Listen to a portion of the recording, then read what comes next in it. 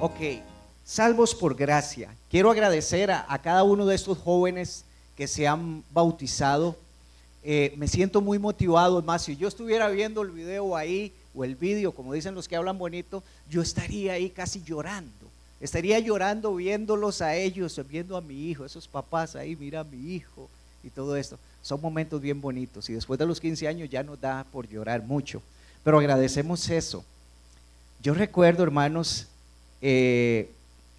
cuando yo me bauticé, ya eso en otras ocasiones lo hemos contado, me dijeron primero, me presionaron para que aceptara al Señor como Salvador, cada vez que decían, ¿quién quiere aceptar? Y yo estaba ahí porque teníamos que ser igual, los dos, no podíamos estar en yugo desigual. Entonces sí, yo quiero aceptar a Cristo Jesús, porque si no se me van arriba con mi novia. Ok, después me dicen, oiga lo que me dicen, para que quede completo tiene que bautizarse. Y yo digo, quiero estar completo, voy y me bautizo, pero después me dicen, solo hay una cosa que te falta, el bautizo del Espíritu Santo. O sea, me la pusieron bien difícil,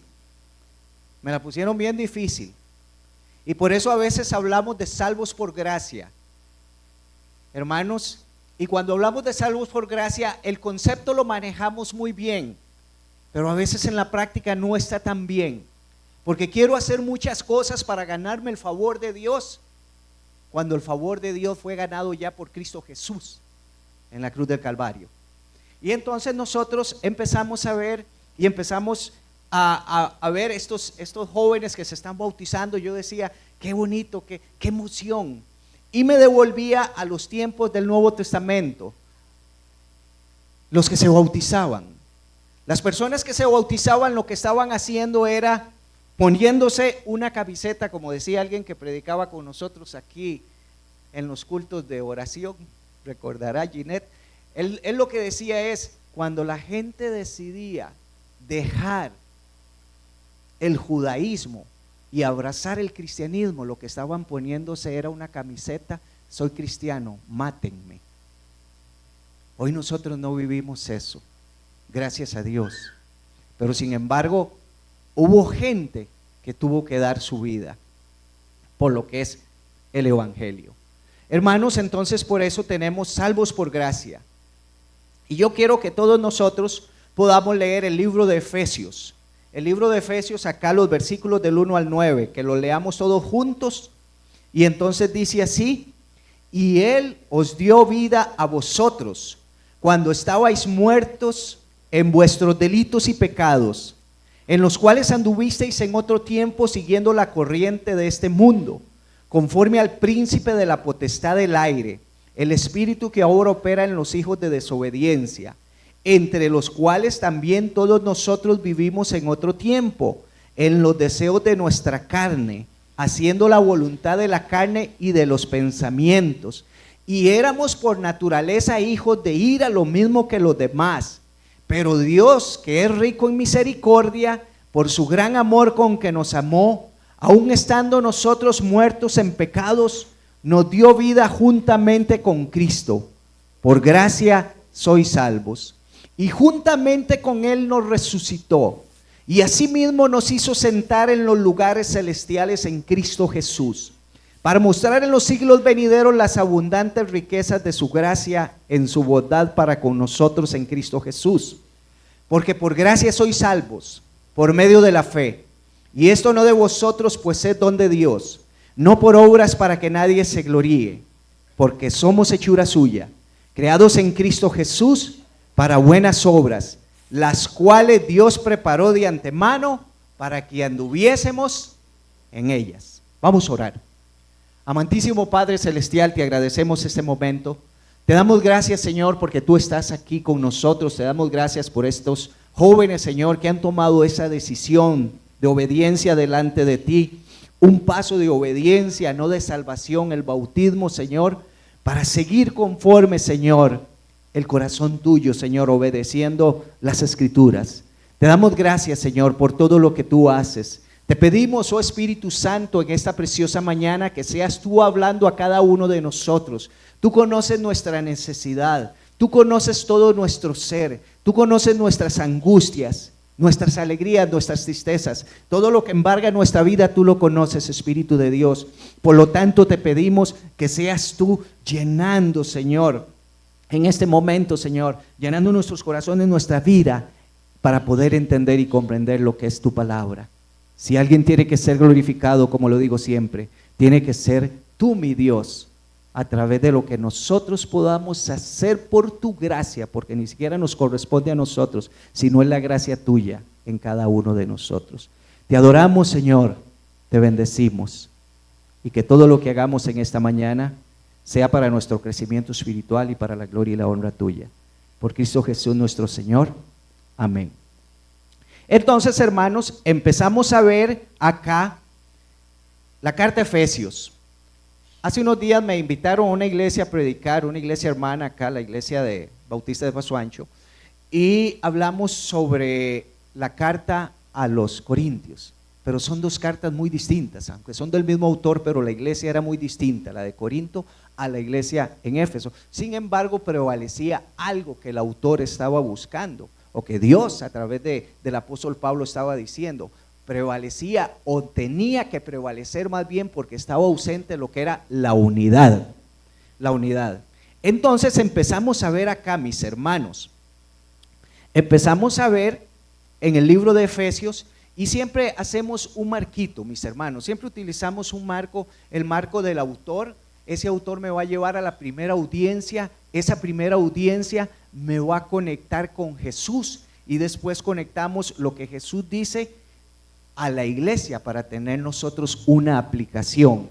Entonces vemos, el autor de esta carta es el apóstol Pablo, como todos lo conocemos. La primera audiencia es la iglesia en Éfeso. La iglesia de Éfeso es cuando empezamos nosotros a trabajar con el texto. Jesús está hablando de la unidad de la iglesia, está hablando de la creación de un nuevo gobierno, bajo el gobierno, o sea, bajo el gobierno de Cristo.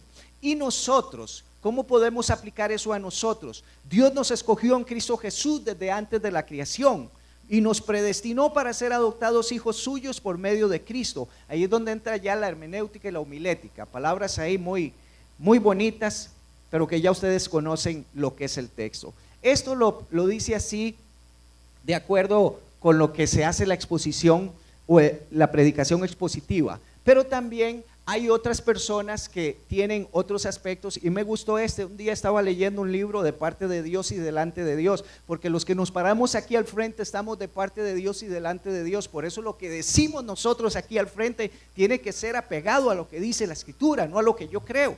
Por eso les decía ahora, cuando me dijeron a mí todo lo que tenía que pasar para estar completo en Cristo Jesús, me la pusieron muy difícil, porque cuando yo llego a la Escritura no veo ese parámetro con el cual me estaban midiendo. Y empezamos a ver aquí, delante de Dios, dice Sugel Michelén, el enfoque de la condición caída es la condición humana mutua que comparten los cristianos actuales con aquellos para quienes o sobre quienes se escribió el pasaje, que requiere la gracia de Dios del pasaje para glorificarle y para disfrutar de nuestro Dios. Y entonces viene Byron ahí, reduce a 3 preguntas diagnósticas. Antes pusimos 4 elementos en el marquito que les decía, pero aquí él lo reduce a 3 preguntas. Y lo primero es, ¿qué dice el texto? Entonces ahí hace la exégesis. ¿Qué quiere decir el texto con lo que dice? Entra la interpretación. ¿Y qué efecto pretende producir el escritor con su público? O sea, la intención que tenía el apóstol Pablo,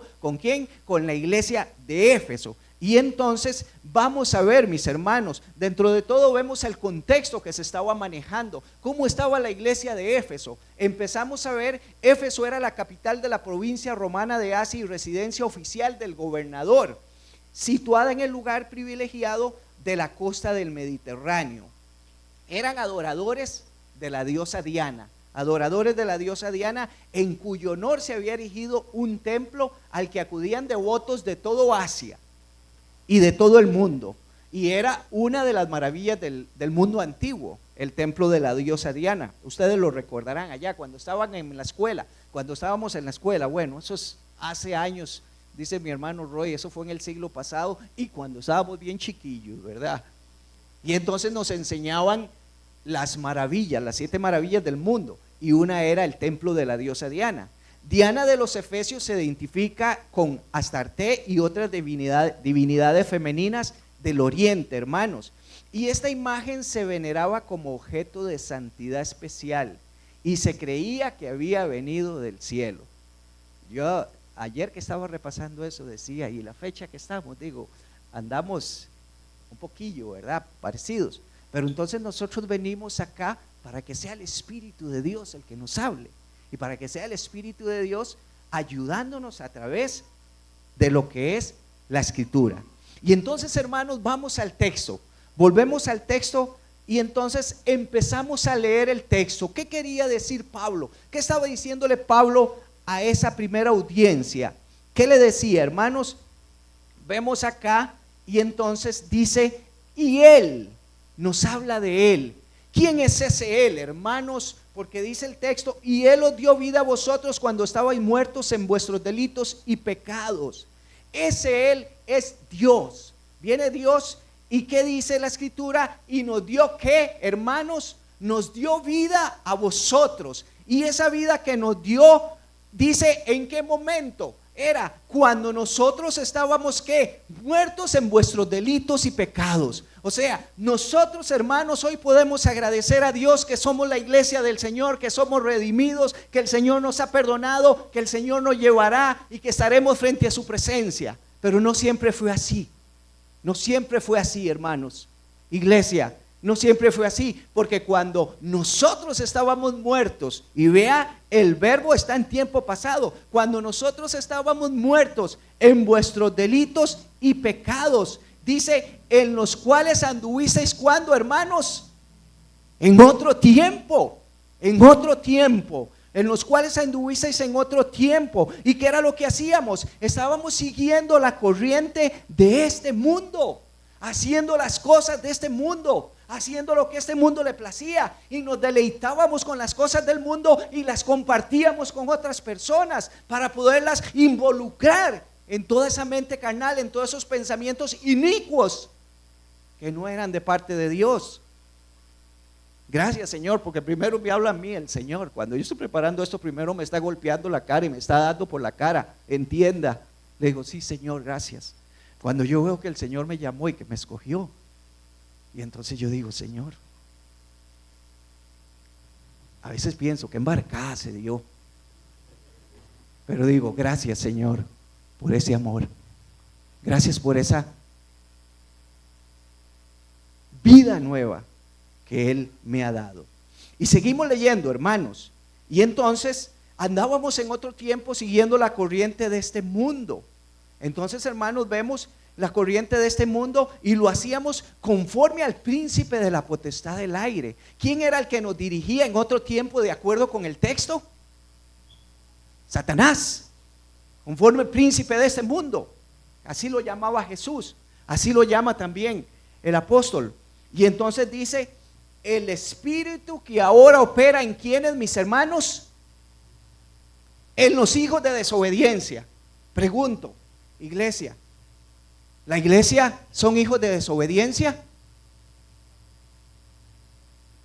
¿Somos hijos de desobediencia, hermanos? No, con toda libertad. Pero algún día, pregunto, ¿fuimos hijos de desobediencia? Sí, hermanos, sí, fuimos hijos de desobediencia. ¿Y quién dirigía nuestra vida? Ese espíritu que dice acá, el príncipe de la potestad del aire, el espíritu que ahora opera. Vea que en nosotros, cuando habla de la iglesia, nos habla en tiempo pasado, pero aquí Pablo empieza a decirle a la iglesia que no es el tiempo pasado para la iglesia, pero que ahora está operando en quienes, está operando, dice, en los hijos de desobediencia. Dice, en los cuales también todos nosotros que vivimos, en los cuales todos nosotros vivimos en otro tiempo. Por eso dice, entre los cuales también todos nosotros vivimos en otro tiempo. Hermanos, a nosotros nos preguntan, ¿cuánto tiene de conocer al Señor?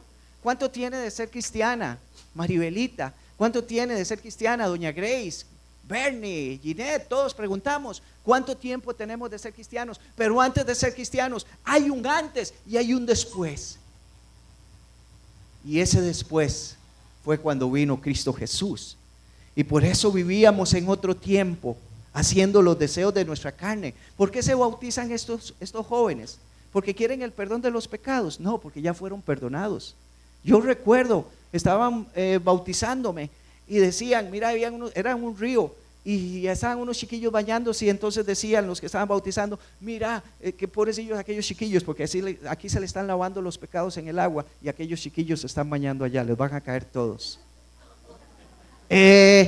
Hermano, suena chistoso, perdónenme, suena chistoso, pero era lo que vivía hasta que llegué a la palabra de Dios y el Espíritu de Dios me abrió los ojos y pude entender que lo que hacían con muy buen corazón no era de acuerdo con lo que establece el texto, no era de acuerdo con lo que establecía, o lo que establece, no establecía, sino lo que establece la palabra de Dios.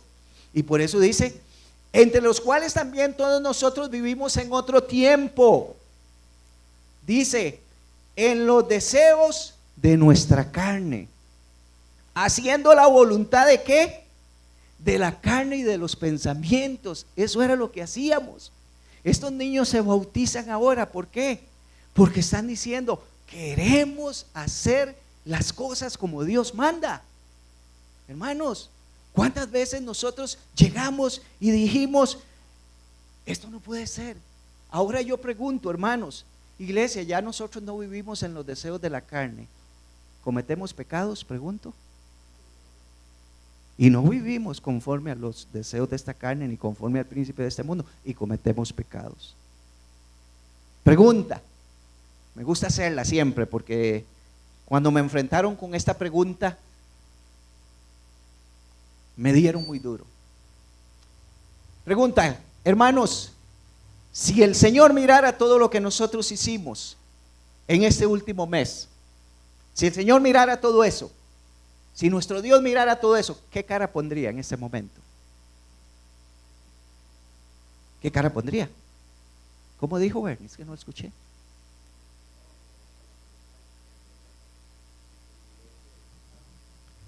Bueno, esa es otra cosa, perderíamos el privilegio de ser salvos, pero nosotros creemos que lo que Dios da, esa salvación que Dios nos otorga, no nos la quita.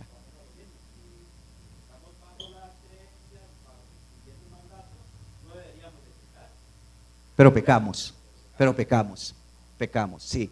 Entonces, pero la pregunta es, ¿cómo sería la cara que Dios presenta? Esa es la pregunta. Triste, dice Ginette.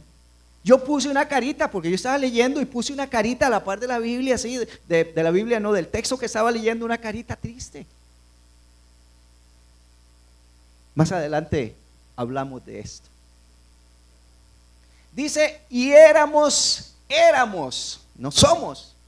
Y éramos, dice, y éramos por naturaleza hijos de ira, lo mismo que los demás. Dice,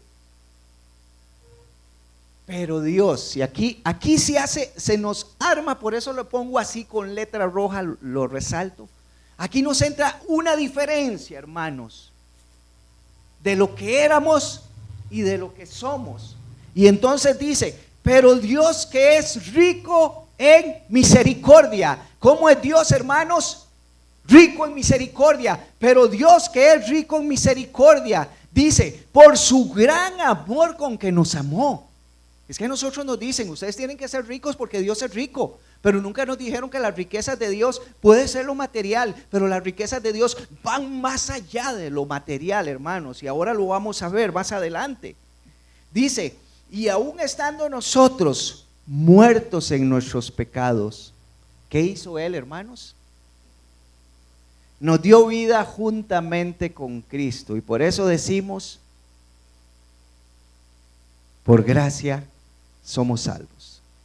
Estaba leyendo este texto y me fui a leerlo en una Biblia que me regalaron un hermano allá. Estábamos en una junta directiva y nos regaló la Biblia a varios de las personas, la Biblia Estudio de la Reforma. Y esa Biblia dice, el estado de todos los seres humanos es la muerte espiritual. Esta condición es universal tanto para judíos como para gentiles y son por naturaleza hijos de ira. El estado de toda persona está en rebelión activa contra Dios. Me llamó la atención. Le dice a los gentiles, anduvisteis los gentiles, vivíamos los judíos y estábamos sujetos al dominio malvado de Satanás. Somos incapaces de abandonar nuestra rebelión.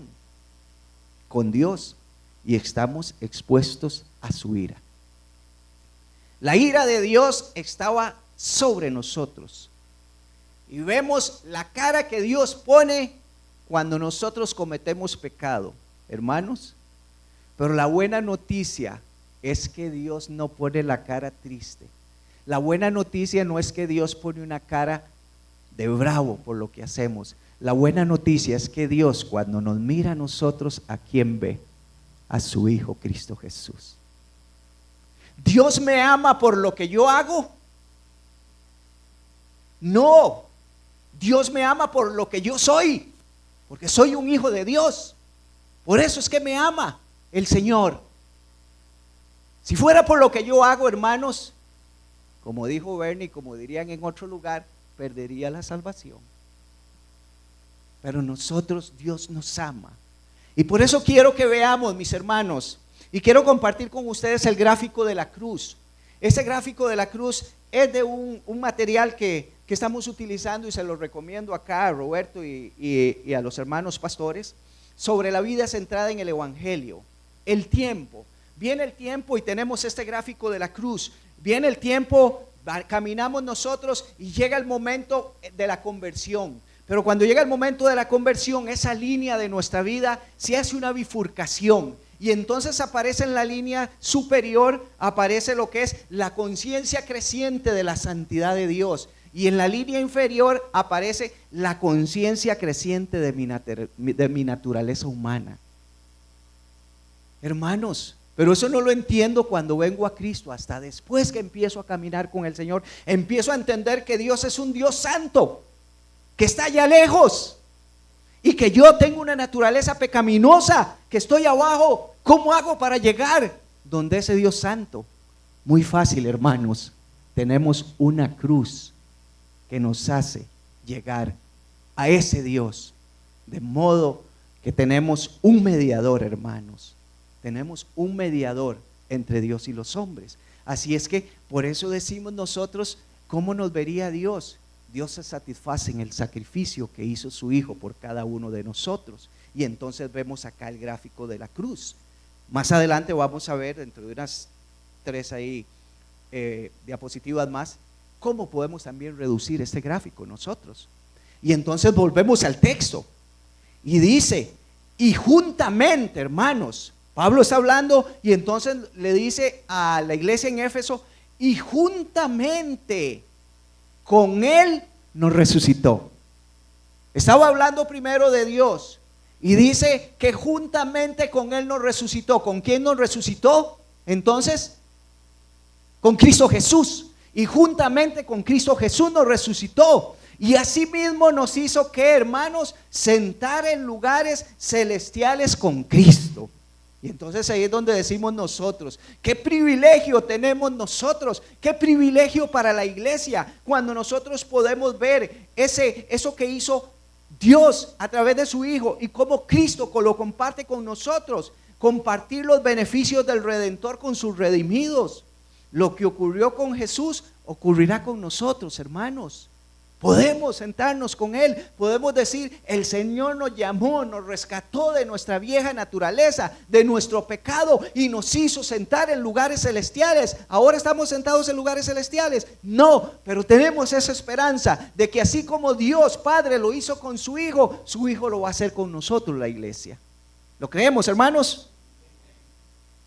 Dice, para mostrar en los siglos venideros que, hermanos, las abundantes riquezas de su gracia,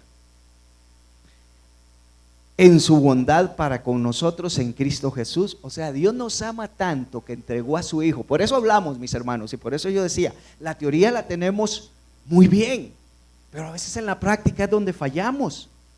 Y lo hizo Dios en Cristo Jesús para mostrar en los siglos venideros las abundantes riquezas de su gracia. Dice, en su bondad para con nosotros en Cristo Jesús. Y por eso lo pongo en rojo, porque vamos ahora a definir esas dos palabras. Por gracia sois salvos por medio de la fe, y esto no de vosotros, pues es don de Dios. Por gracia somos salvos por medio de la fe, y esto no de vosotros, pues es don de Dios. Y entonces vemos las abundantes riquezas de su gracia para con nosotros en Cristo Jesús. Y entonces leemos esa gratitud que hay sobre nosotros. ¿Qué es? Es un regalo, es un don de Dios. Entonces definimos lo que es gracia. ¿Qué es gracia? Entendemos lo que es la gracia, un favor concedido por Dios para ayudar al hombre a salvarse o a ser santo. Es un acto de amor unilateral, un acto no es bilateral donde yo participo en la gracia, no es es unilateral donde Dios participa con cada uno de nosotros. Es un favor de Dios concedido para ayudar al hombre a salvarse o a ser santo. Es un acto de amor unilateral, viene de parte de Dios. Es no solo unilateral, sino inmerecido. Dice, por el que Dios llama, inmerecido por el que Dios llama continuamente las almas hacia sí. ¿Y un don qué es? Un don es un regalo. Es un regalo para su iglesia, como nos dio a su Hijo, como nos dio el Espíritu Santo. Entonces empezamos a ver cómo Dios se empieza a manifestar en la iglesia, en cada uno de nosotros. Y entonces sí decimos, no por obras para que nadie se gloríe, porque somos hechura suya, leímos. Porque somos hechura suya, creados en Cristo Jesús. ¿Para qué, hermanos? Para buenas obras. Las obras, mis hermanos, son el resultado de la salvación. No somos salvos por las obras que hacemos, sino es el resultado de la salvación que se va a mostrar, hermanos, por las obras que nosotros realizamos, las cuales Dios preparó de antemano, dice la Escritura, para que nosotros anduviésemos en ¿cuáles? En esas obras. Amén, hermanos. Eso es lo que el Señor quiere, que andemos nosotros en esas obras, las cuales Dios preparó. Dios las preparó de antemano para que nosotros como iglesia anduviésemos en ellas. Y por eso es que leemos aquí, no por obras, decimos, no por obras para que nadie se gloríe, porque somos esa hechura del Señor y fuimos creados en Cristo Jesús, iglesia, en Cristo Jesús. ¿Para qué? Para buenas obras, como dice el texto, las cuales Dios preparó de antemano para que anduviésemos en ellas. Algunos de ustedes han oído hablar, mis hermanos, voy a ver cuánto tiempo me queda, voy por 28 minutos, me dijeron que era hasta la 1, así es que me queda todavía bastante. Pueden seguir durmiendo, hermanos. Hermanos, ustedes saben lo que es la justicia pasiva. ¿Hemos oído alguna vez de la justicia pasiva? La justicia pasiva. La justicia pasiva es la verdad bíblica de que Dios no solo ha perdonado nuestros pecados, sino que también nos confiere la justicia activa de Jesús. O sea, hay una justicia pasiva para la iglesia, pero alguien tuvo que tener una justicia activa con la iglesia. ¿Para qué, hermanos? Para que nosotros podamos disfrutar de esa salvación, de no vivir en los temores. Entonces nos dice, la justicia pasiva es la verdad bíblica de que Dios no solo ha perdonado nuestros pecados, sino que también nos confiere la justicia activa de Jesús. Les digo, este mensaje no me lo preparó Chino tampoco. Hermanos, y empezamos a ver acá Romanos capítulo 3. Habla de una justicia de Dios que nos es conferida por medio de la fe. Dice, pero ahora aparte de la ley se ha manifestado la justicia de Dios, testificada por la ley y los profetas, la justicia de Dios por medio de la fe en Jesucristo, para todos los que creen en Él. Romanos 3, 21, 22. Y sobre esta justicia pasiva, Martín Lutero escribe, se llama justicia pasiva porque no tenemos que trabajar por ella. ¿Quién de ustedes trabajó para ser salvo? Hermanos, ¿cuántos de ustedes han trabajado para ser salvos? Qué dicha que no vi ninguna mano alzada. Y se llama justicia pasiva porque no tenemos que trabajar por ella. No es una justicia que podamos ganar, escribía Martín Lutero. Yo cuando leía esto decía, ¿dónde estaba mi mente? No es una justicia que podamos ganar, sino que recibimos por fe. Esta justicia pasiva es un misterio que alguien que no conoce a Jesús no puede entender.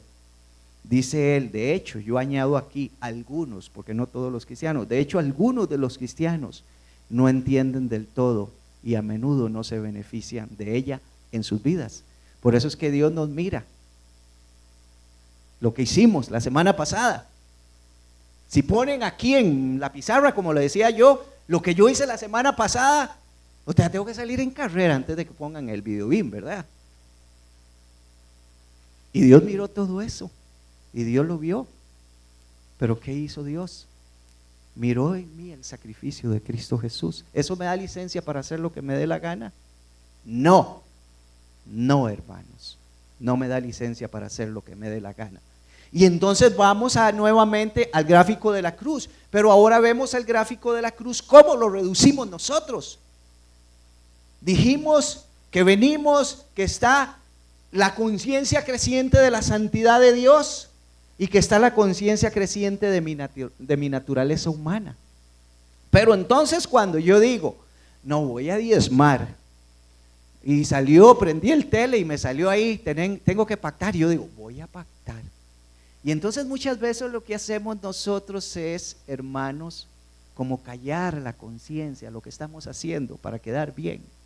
No, dediquémonos a diezmar, porque ahora si nosotros diezmamos, vea, el Señor abre las ventanas de los cielos y derrama bendición hasta que sobreabunde.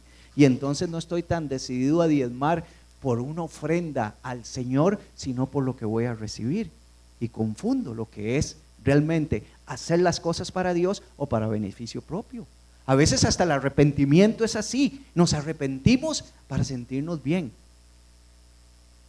pero no para buscar el favor y el perdón de Dios.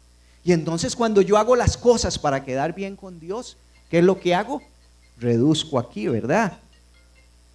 Reduzco lo que es la cruz de Cristo.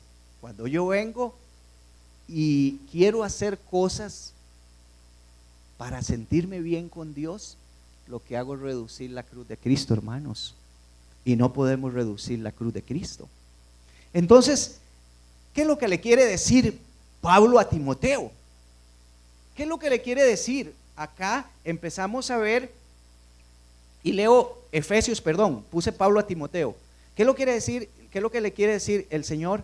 Bueno, aquí en la carta de Éfeso, dice, y de conocer el amor de Cristo, que excede a todo conocimiento, para que seáis llenos de toda la plenitud de Dios. Entonces debemos ¿qué? Conocer el amor de Cristo, hermanos. Tenemos que conocer el amor de Cristo. ¿Y cómo conozco el amor de Cristo? Diezmando. Es bueno diezmar. Ofrendando. Es bueno ofrendar.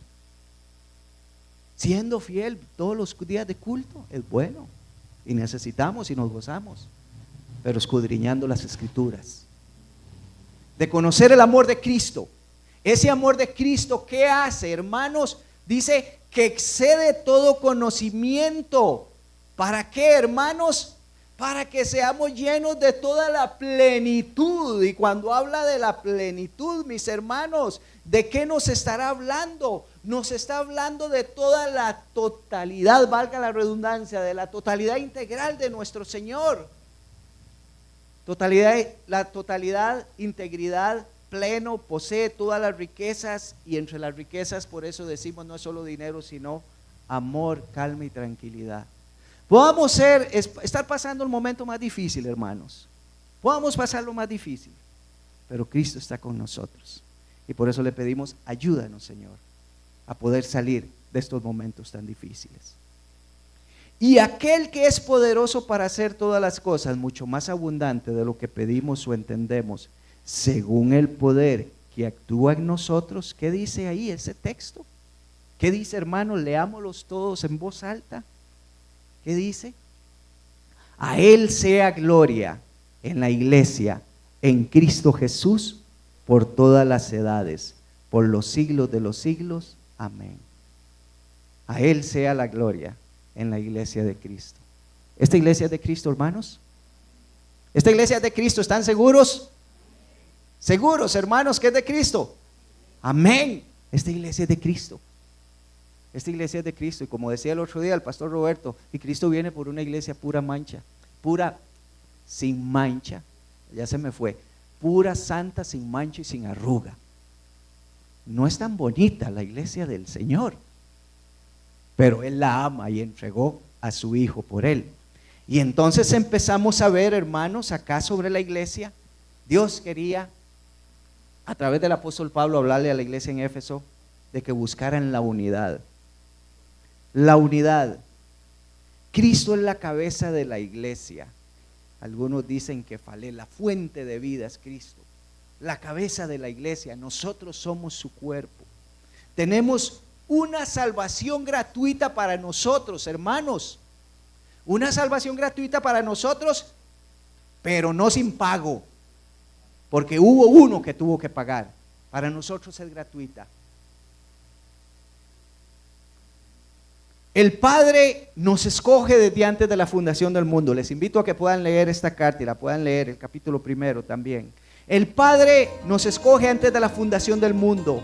El Hijo nos redime en la cruz del Calvario y el Espíritu Santo sella al creyente. Amén, hermanos. ¿Qué hacemos nosotros entonces? Vivir una vida de santidad, buscar el rostro del Señor, creyendo que Él pagó por todo lo que nosotros teníamos que pagar. Amén.